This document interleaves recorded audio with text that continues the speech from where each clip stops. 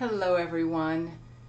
This is a little impromptu for me to do a video today for our Treasure Chest Tuesday, and I'm actually videoing this a couple of days before Treasure Chest Tuesday because my heart is guided to be with you at this very specific time in relationship to the numerous shootings that occurred in the United States. And I'm so aware of our collective, in the United States particularly, but around the world. There's a sense that I'm getting because of the cycle of mass shootings, and these particular ones where innocent people were shot in close range. And I don't want to go into all the specifics, but the policeman that shot the two black people at close range and with unnecessary overreaction and action.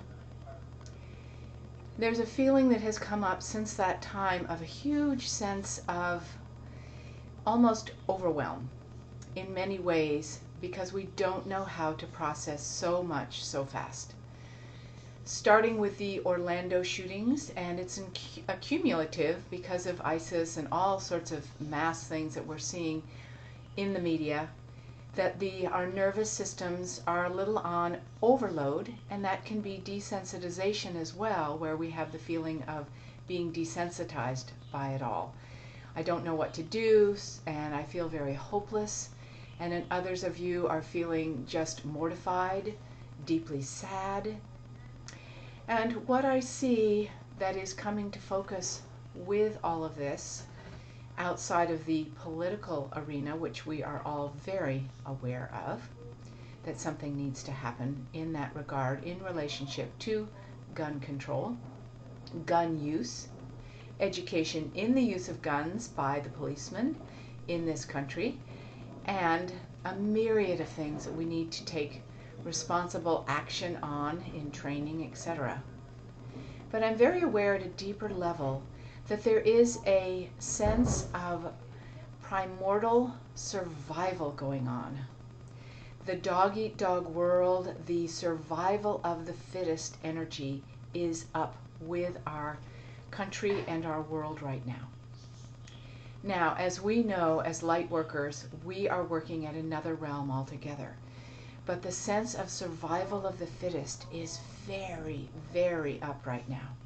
And so there is a huge fight for our lives sensation occurring with people, fighting for our lives, feeling like, oh my God, we don't feel safe, we don't feel taken care of, we don't feel we have what we need. So we have to fight for our lives. So it's a survival of the fittest mentality that's up. We see it in politics, in the fight for the right for free speech. We see it in the right of people to shoot who they want to shoot, hate who they want to hate, and fear who they want to fear. It's my right because my survival means everything. And this is what we're working with. So I would just say to you, whatever you're feeling, whether it's physical sensations, overload in whatever way it comes to you, honor it and understand it and be patient with it. Hold your heart near and dear and just know that your heart is being held by something much larger. The heart of this world is being held by something much larger. As these survival mechanisms are crashing and burning, and a lot of pain and suffering is happening because of it.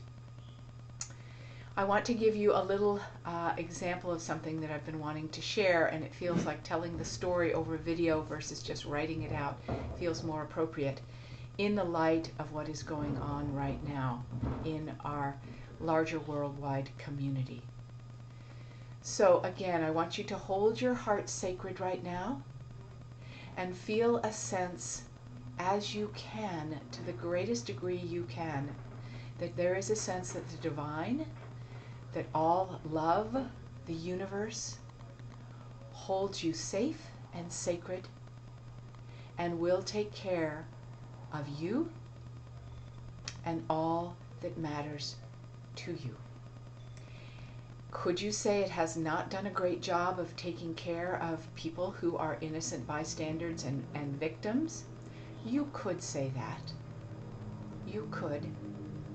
I can't get into the whole ramification of all of that. Yes, there's a lot of deep sadness for the loss of innocence, for the loss of people who, in essence, should not have been lost. We are not in control of that, but we can be in command of how our hearts are held, and we can feel safe in the world in the ways that we can to inspire others that there is a way through, and that we don't need guns to stay safe. We don't need retaliation to stay safe.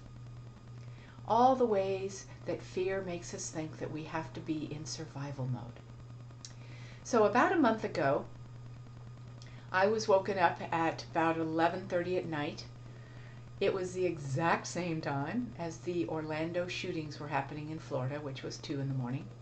So this was a little after 11, or they were commencing in Orlando, a little after 11, and it was a policeman.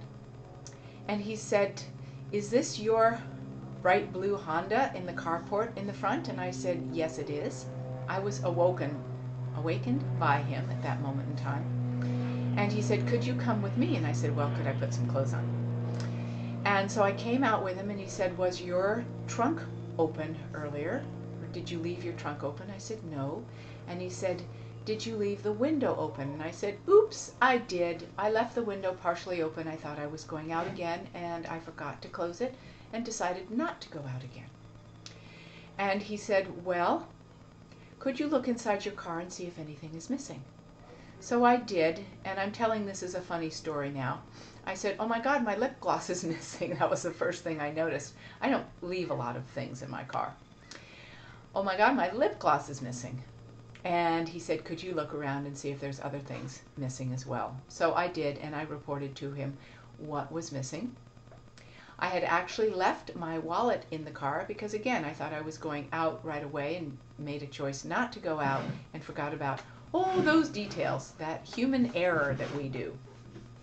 So was this divinely ordained for me to forget to close the window, etc.? No, this was called human error. I goofed. Okay. So my wallet was not taken. It wasn't. It was left there still, and a number of other items that were valuable were there. And he said to me, "So I want you to know that my fellow officer was driving by just as the alarm on your car was going off, and there were 2 people who ran and jumped in a car, and the officer that I'm speaking of followed them 3 blocks later, caught up with them, and I want to show you the items that they obtained and ask you if those are your items." So I went with him the 3 blocks, and I said, "Yes, those are my items." And he was asking me, he said to me, "Do you feel violated by this?" And I said, "You know what? In this moment I don't. I just feel the miracle of the fact that I'm being watched over, that there was a policeman that went by at the exact time these guys were going after my belongings, breaking into my car. My car was not touched at all, hurt at all, and that I was taken care of, and then all my items were intact, and I didn't need to feel violated." I was feeling the magic of the feeling that all is well, I am taken care of. And this was a black policeman. And I looked at him and I said, "This is amazing," because I have not always had a huge respect for policemen, because I feel like they overkill their job, and their job is to keep people safe, and I feel that safety comes from another dimension altogether.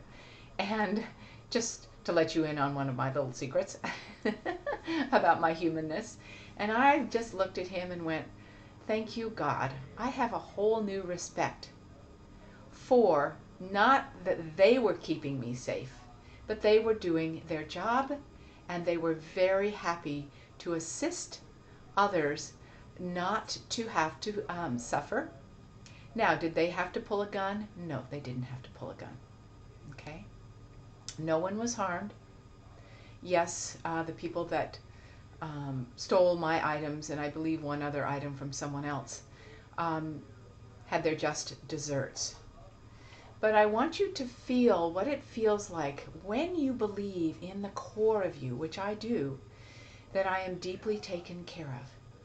Even in the midst of all that is going on in this world, I am taken care of by the universe, by the divine, by my guides, and all of that filters down to this human existence here.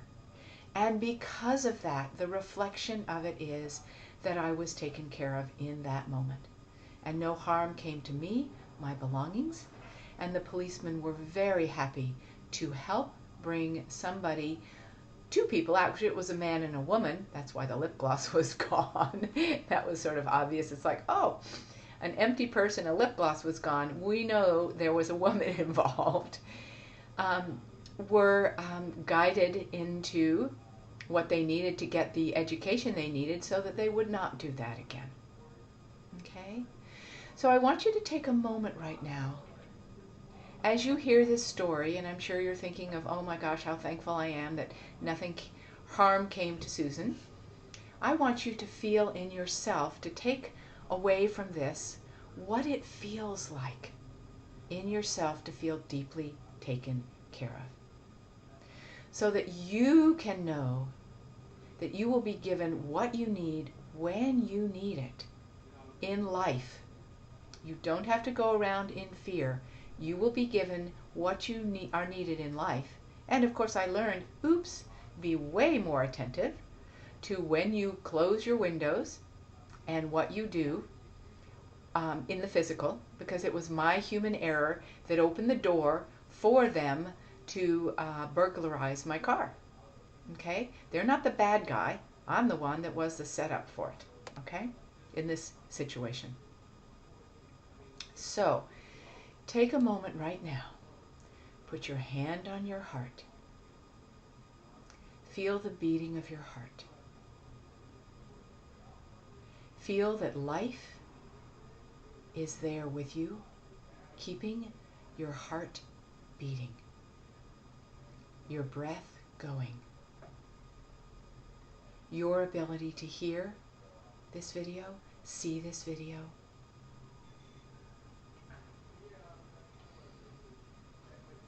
And now take a moment to feel yourself thanking this universe of love and power for wrapping you, holding you, and especially your heart in a sacred place, because you honor it above all. And you know that with this divine universe of love and the power of all creation that you are deeply abiding with and connected to in this moment, that all is well. Unconquerable life prevails.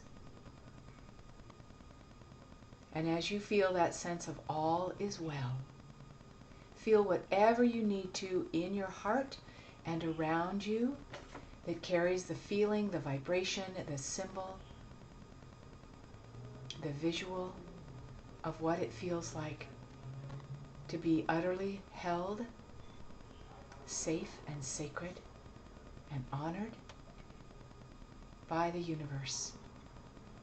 And the more you keep your connection sacred and solid, the more it is available to assist you in those moments of your human error, being in the wrong place at the wrong time, whatever it is, to keep you safe, so that you can be guided by this beloved, magnificent, universal pulsation coming through your heart at all times.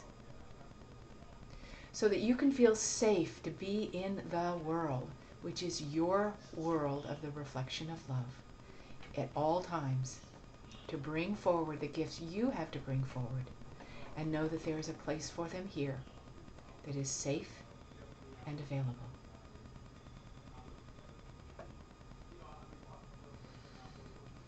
Let your deep sense of breath and thankfulness for all that you do know, all that you do have, be exponentially expanded right now. Feel it expand beyond you, bigger and bigger, all around you, beneath your feet. That beautiful, bountiful sense that we are building the community that feels all is well, that knows unconquerable life prevails, and that is part of the inspiration we can provide as we feel the sad places in our heart for lost life, particularly for those who are innocent, for any kind of loss. That we can feel that the anger that we have felt can be fueled into the power to bring forth the substantial commitment that we have to make a difference in this world and allow the universe of divine power and love of creation to have its way. So I am with you as you sort out in your emotional realm the continual tragedies. And yes, because of social media, the feeling is that we just keep being gotten bombarded in our nervous system, in our sense of processing.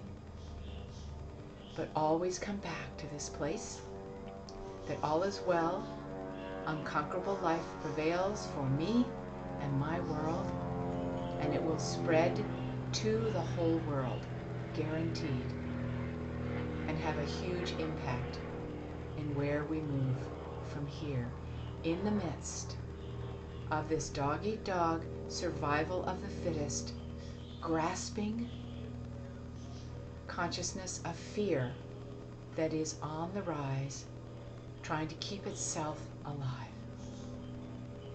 Only love, only life, only light can prevail.